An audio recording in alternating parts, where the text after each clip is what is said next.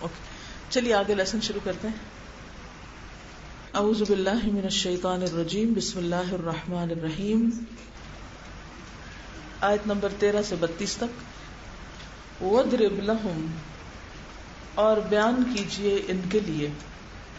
نبی صلی اللہ علیہ وسلم کو خطاب ہے کہ آپ ان کے لیے بیان کیجئے. کن کے لیے؟ اہل مکہ کے لیے. اور وَاضْرِب کا لفظ جو ہے یہ ضربہ سے ہے. ضربہ کا معنی ہوتا ہے مارنا، ایک چیز کو دوسری پر مارنا، کسی بات کو اس طرح بیان کرنا کہ اس سے دوسری بات کی وضاحت ہو جائے. اسی سے لفظ ضرب المثل ہے، مثال بیان کرنا. تو وَاضْرِبْ لَهُمْ بیان کیجئے ان کے لیے، یعنی ان کی نصیحت کے لیے، ان کو سمجھانے کے لیے. مثلاً ایک مثال، اصحاب القریۃ بستی والوں کا، بستی والوں کی ایک مثال بیان کیجیے. اب یہاں بستی کا نام نہیں بتایا گیا. کس لیے؟ کیوں؟ بالکل اسی طرح جیسے اصحاب الکہف کا نام نہیں بتایا گیا تھا اور نہ ان کی بستی کا نام بتایا گیا تھا، کیونکہ اصل مقصد بستیوں کی تعریف کرانا نہیں ہے. اصل مقصد کیا ہے؟ نصیحت، ہدایت. قرآن مجید میں بہت کم لوگوں کا نام ہے، بہت کم جگہوں کا نام ہے، اور ڈیٹس تو ہے ہی نہیں کہ کس سینچری میں، کس عیسوی میں، کس صدی میں کیا ہوا، کتنے ہزار سال کی بات ہے. کیونکہ قرآن مجید میں کسی واقعے، کسی مثال کے بیان کرنے کا اصل مقصد سبق سکھانا ہوتا ہے، عبرت دلانا ہوتا ہے. اور عبرت کسی جگہ میں نہیں، واقع میں ہوتی. لیکن بہت سے مفسرین نے اپنی سمجھ کے مطابق مختلف چیزوں کو اسٹڈی کرنے کے بعد ایک بستی کا نام ذکر کیا ہے جسے انطاکیہ کہتے ہیں. الف نون تو الف، انطاکیہ. آج کل یہ ترکی اور شام کی سرحد پہ، ترکی کے اندر ہے. اور اسے فیمس ہسٹورین ابن اسحاق نے لکھا ہے اپنی تاریخ میں، اور انہوں نے ابن عباس کے حوالے سے اس بات کو روایت کیا ہے. اور ابن عباس نے بہت ساری ایسی چیزیں کعب احبار وغیرہ سے سنی تھی. تو ان کی روایات کے مطابق یہ انطاکیہ کی بستی ہے جس میں انتیخس بن انتیخس نامی بادشاہ رہتا تھا. کہتے کہ 13 جیسے فرعون لقب ہے نا، اسی طرح یہ ان کا شاید لقب تھا، تو 13 انتیخس کا ذکر ملتا ہے. تو وہ بادشاہ بتوں کی پوجا کرتا تھا، بت پرست تھا. تو اللہ نے اس کے پاس 3 رسول بھیجے. ان کے نام بھی لیے گئے ہیں، صادق، صدوق اور شلوم. بعض نے کہا شمعون، یوحنا اور بولس. تو 3 رسول ان کی طرف بھیجے گئے، لیکن بادشاہ نے انکار کر دیا. اذ جاءها المرسلون، جب آئے اس میں بھیجے گئے، یعنی رسول بھیجے ہوئے. گویا اللہ سبحانہ وتعالی نے اپنے بندوں کی ہدایت کا انتظام ہر دور میں کیا ہے، اور ہر علاقے کے لوگوں کے لیے کوئی نہ کوئی رسول بھیجا ہے. وَإِن مِّن قَرْيَةٍ إِلَّا خَلَا فِيهَا نَذِيرٌ، کوئی بستی ایسی نہیں گزری جس میں کوئی ڈرانے والا نہ آیا ہو. تو اس بستی میں بھی اللہ سبحانہ وتعالی نے رسولوں کو بھیجا. بعض بستیوں میں 1 کو بھیجا گیا، بعض میں 2 کو، بعض میں 3 کو، حسب ضرورت. اذ ارسلنا الیہم اثنین، جب بھیجا ہم نے ان کی طرف 2 کو، یعنی 2 پیغمبروں کو بھیجا ایک دوسرے کا مددگار بنا کر. فکذبوہما، تو انہوں نے دونوں کو جھٹلا دیا، دونوں کی بات نہیں مانی. فعززنا بثالث، تو ہم نے قوت دی ایک تیسرے کے ساتھ، یعنی اللہ سبحانہ وتعالی نے ایک تیسرا رسول بھی بھیج دیا. فقالوا، تو ان سب نے کہا، انا الیکم مرسلون، ہم تمہاری طرف رسول بنا کر بھیجے گئے ہیں. یعنی اپنا تعارف کرایا کہ ہم رسول ہیں، اپنے آنے کا مقصد بتایا، میسج دیا. اب ہوا کیا کہ رسولوں کے ساتھ کیا معاملہ کیا گیا. قالو بستی والے کہنے لگے ما انتم الا بشر مثلنا، نہیں تم مگر انسان ہماری ہی طرح کے. ہم تمہیں کیوں رسول مان لیں؟ ہم تمہاری بڑائی کیوں تسلیم کریں؟ ہم تمہاری بات کیوں مانیں؟ تم ہمیں کوئی غیر معمولی انسان نظر نہیں آتے، بس ہم ہی جیسے عام انسان ہو.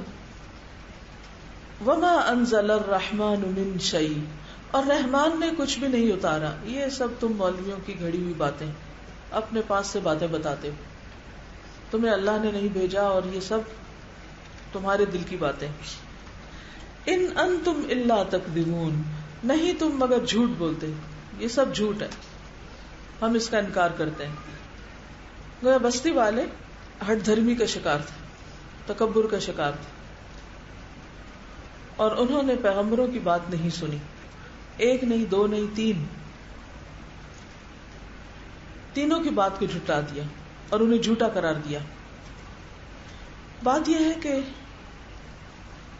ہر زمانے میں انسان کی ایک بہت بڑی کمزوری رہی،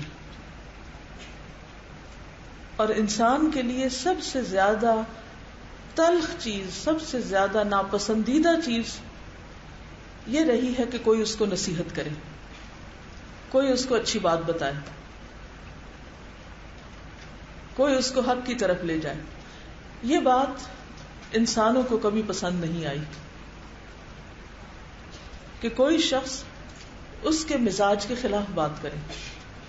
اب بھی آپ تجربہ اور مشاہدہ کر کے دیکھ سکتے ہیں کہ اگر کوئی شخص ہمیں، کسی کو چھوڑیے، ہمیں کوئی نصیحت کرے، ہماری کسی غلطی کے بارے میں بتائے، ہمارے کسی عقیدے کی درستگی کرے،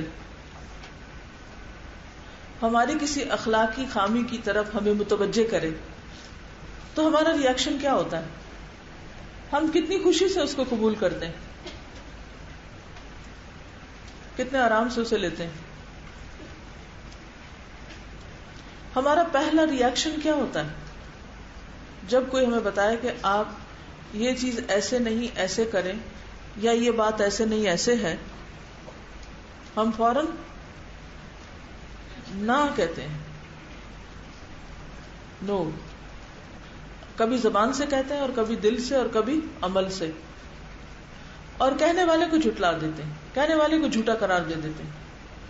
تو بس یہ ایسی باتیں بنی ہوئی.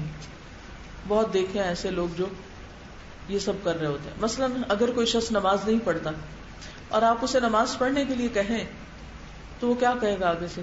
بہت شکریہ، آپ نے مجھے یاد کرا دیا، آپ کی مہربانی، آپ نے مجھے ایک اچھے کام کے لیے کہا اور اس طرف لگا دیا، آپ نے میری مدد کی، آئی اپریشیٹ یو. یہی جواب ملتا. دیکھے ہیں بہت سے نمازی، نماز پڑھنے کا کوئی فائدہ نہیں ہوتا، بس انسان کا اخلاق اچھا ہونا چاہیے. اگر کسی نے حج نہ کیا ہو اور آپ اسے پولائٹلی یاد کرا دیں کہ آپ پر حج فرض ہے، اپنے خاندان کے بزرگوں کو یا کسی کو بھی، تو آپ کو کیا جواب ملے گا؟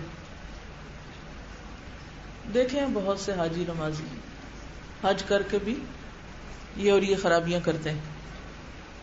کوئی شکریہ نہیں ادا کرے گا آپ کا کہ آپ نے اس کو اس کا ایک فرض یاد کرایا. یہ فرض درجے کی باتیں. اگر کوئی شخص کسی کی غیبت کر رہا اور آپ اسے روکیں کہ اس بات کی ضرورت نہیں، مت کرو، تو برہم ہو جائے گا. بالکل ایسے جیسے کوئی کھا رہا ہو نا کچھ، تو آپ اس کو کہیں گے یہ مت کھاؤ، تو کیا ری ایکشن ملے گا؟ مثلا اگر کوئی شوگر کا پیشنٹ مٹھائی کا ٹکڑا اٹھا کے کھانے لگے اور کوئی دوسرا اس کو روکے تو اس کا ری ایکشن کیا ہوگا؟ شدید غصے میں آئے گا، حالانکہ بات اس کے فائدے کی جا رہی، لیکن وہ اسے قبول نہیں کرتا. یہ ہر دور میں ہر درجے پر انسانوں کی کمزوری رہی ہے. اس کے لیول مختلف ہو سکتے ہیں، لیکن کسی نہ کسی درجے میں یہ کمزوری ہر انسان کے اندر ہوتی ہے کہ فوراً قبول نہیں کرتا. الا یہ کہ تاریخ میں گنے جا سکتے ہیں ایسے لوگ کہ جن کے سامنے حق پیش کیا گیا اور انہوں نے اس کو اسی وقت قبول کر لیا. مثلا حضرت خدیجہ رضی اللہ تعالیٰ عنہ، حضرت ابو بکر صدیق رضی اللہ تعالیٰ عنہ، نجاشی، ورقہ بن نوفل، چند ایک نام ہے. لیکن ان چند ناموں کے علاوہ باقی اہل مکہ کا حال کیا تھا اور کیسا شدید ری ایکشن تھا، کیسی سخت مخالفت تھی. حالانکہ دل ان کے گواہی دیتے تھے، دلوں میں وہ مانتے تھے، لیکن تکبر انہیں حق کو قبول نہیں کرنے دیتا تھا، وہ اس کا انکار کرتے تھے.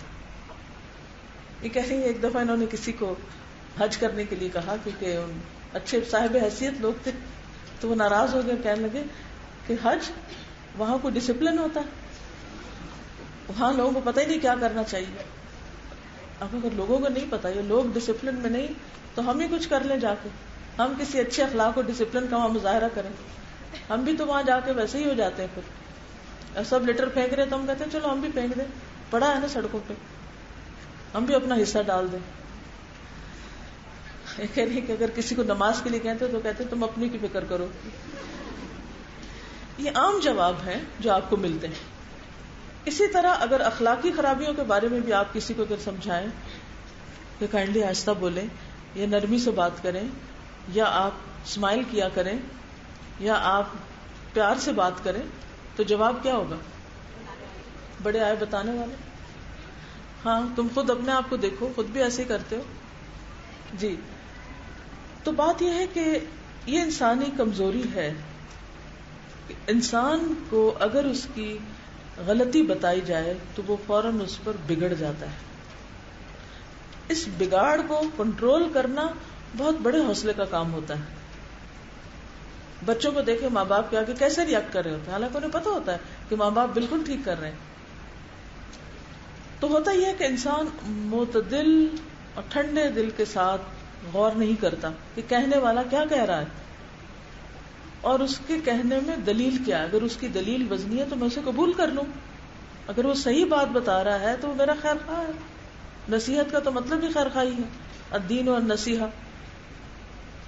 تو عموماً کیا ہوتا ہے کہ لوگ ضد کا شکار ہوتے ہیں، پھر بتانے والے سے نفرت کرنے لگتے ہیں اور بعض اوقات اس مخالفت میں حد سے بڑھ جاتے ہیں.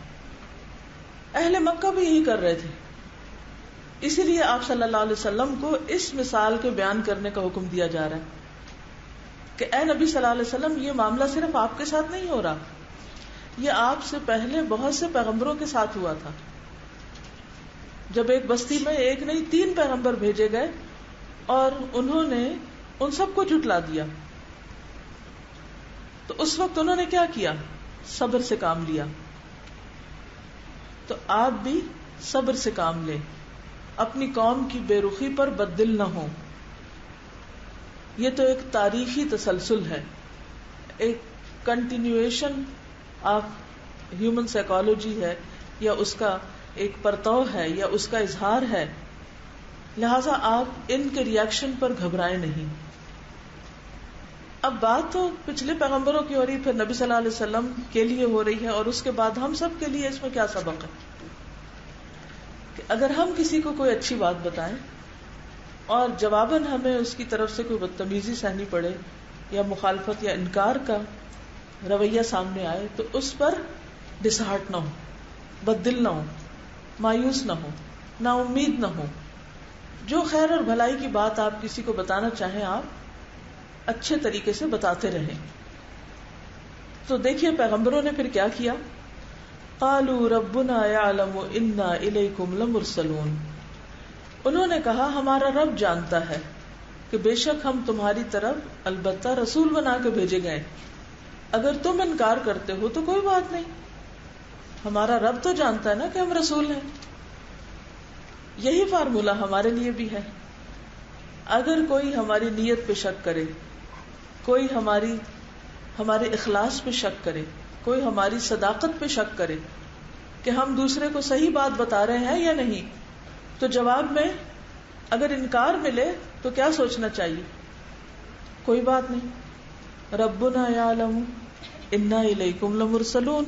ہمارا رب جانتا ہے کہ ہم جو بات تمہیں بتا رہے ہیں وہ بالکل درست ہے.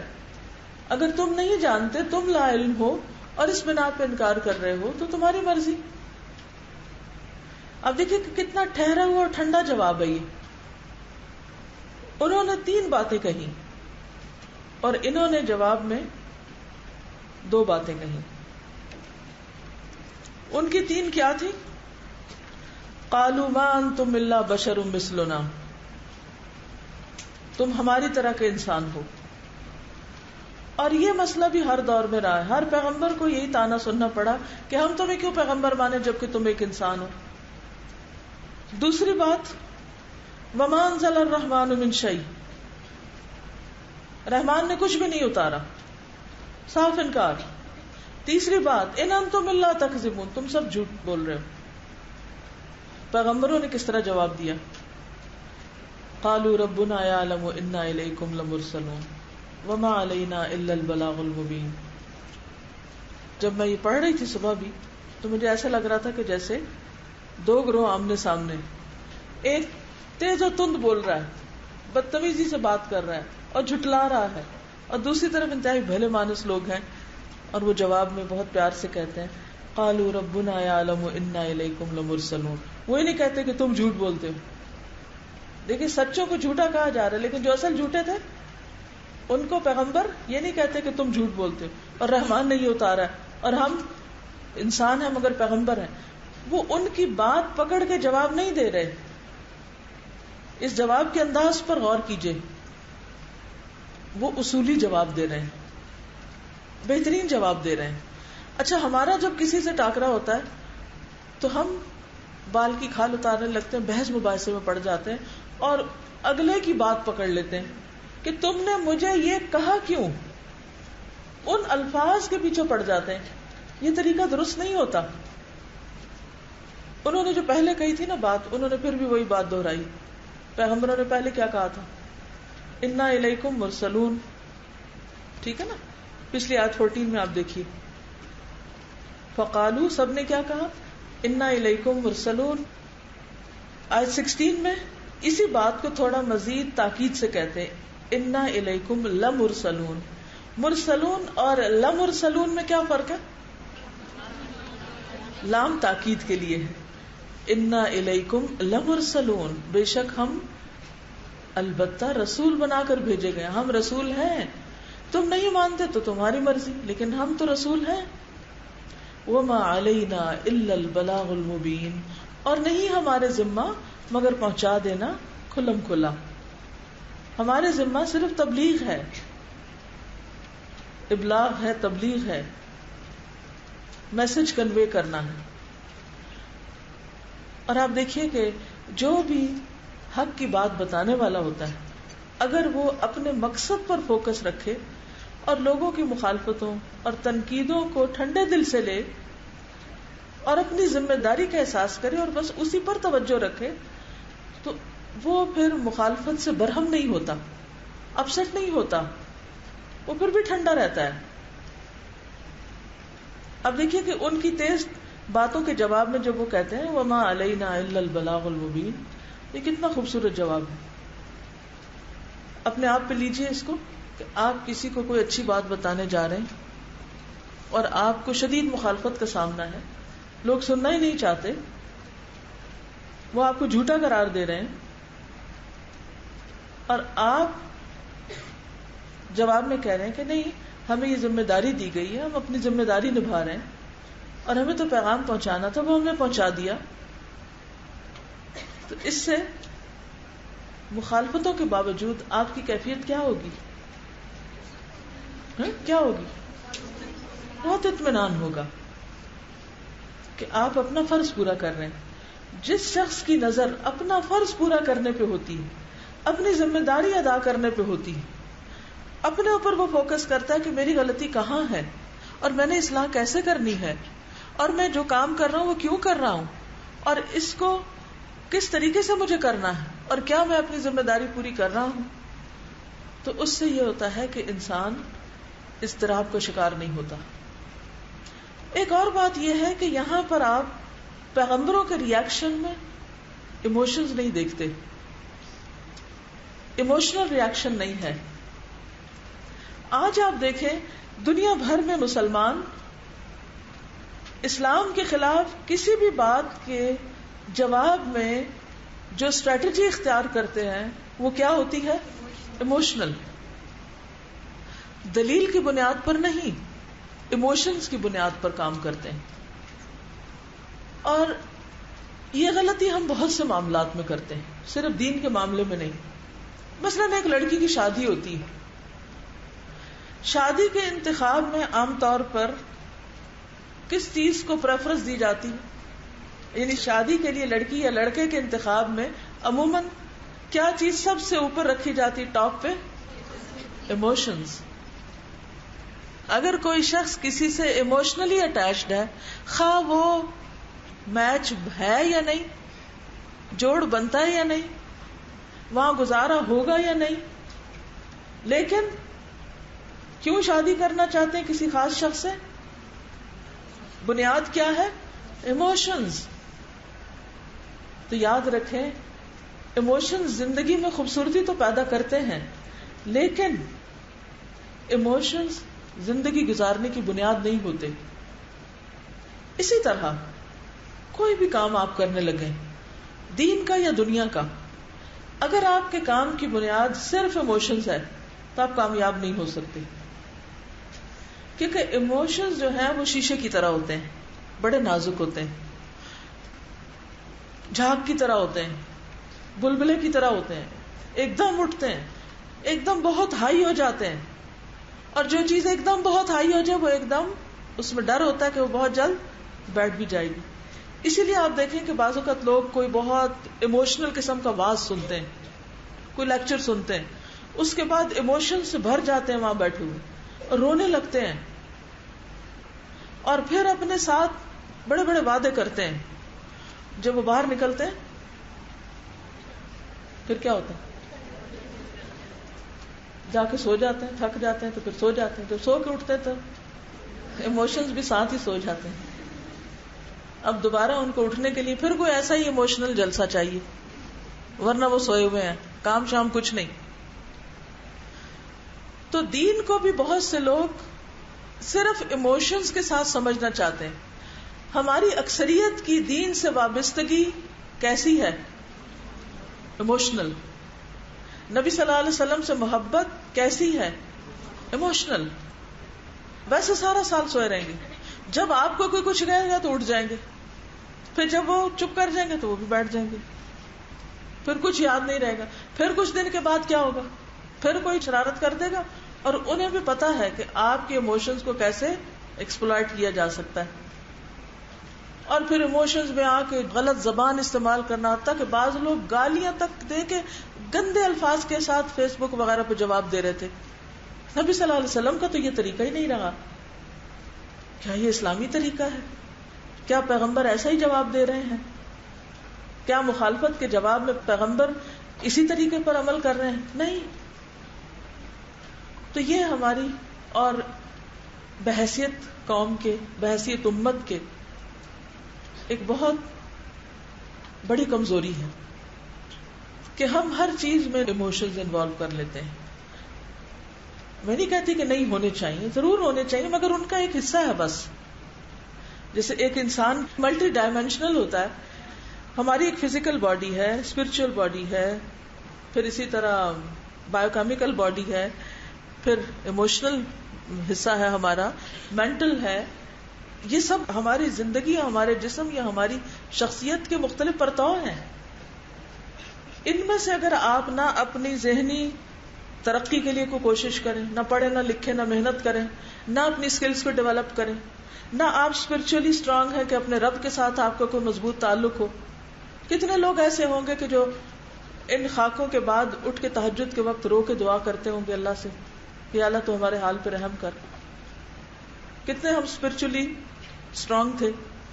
پھر اسی طرح فزیکلی کیا ہماری عادات میں کچھ تبدیلی آئی کہ ہمارے کھانے کے انداز میں یا سونے کے، یا ہم نے ایکسرسائز شروع کر دی ہو کہ ہم فزیکلی اسٹرانگ ہوں تاکہ ہم زیادہ کام کر سکیں، یا ہم کسی اور اعتبار سے سب بس ہم نے اگر دین کی خدمت کرنا چاہی تو ایموشنز کے ساتھ، اور بس نہ علمی اعتبار سے، نہ روحانی اعتبار سے، نہ کسی اور اعتبار سے. تو ایسے تھوڑی کامیابی ہوتی ہے. اگر آپ واقعی دین کی خدمت کرنا چاہتے ہیں تو آپ کو اپنے آپ کو ہر طرح سے تیار کرنا ہوگا.